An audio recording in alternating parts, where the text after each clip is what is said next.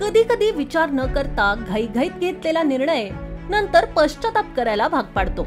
काही व्यक्तींमध्ये जरा जास्तच उत्साह असतो. याच उत्साहाला उधाण आलं की तो उत्साह कधी अनाठायी धाडसामध्ये बदलून जातो ते कळतही नाही.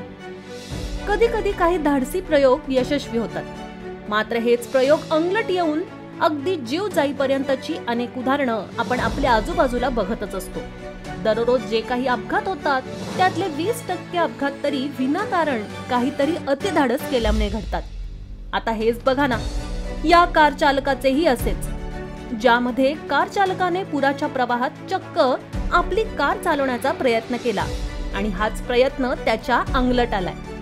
महाराष्ट्रात मुसळधार पाऊस पडत आहे, त्यामुळे अनेक ठिकाणी अपघातही समोर येत आहेत. नदी नाल्यांमध्ये वाहनं वाहून गेल्याच्या बहुतांश घटना समोर येत आहेत. चंद्रपूर जिल्ह्यात पुन्हा एकदा पुराच्या पाण्यात कार वाहून गेल्याची घटना समोर आली आहे. रविवारी चंद्रपूर शहरात पावसानं संततधारेने हजेरी लावली. हा पाऊस सर्वदूर सुरू असताना लालपेठ परिसरातील एका नाल्यातून कार वाहून गेली.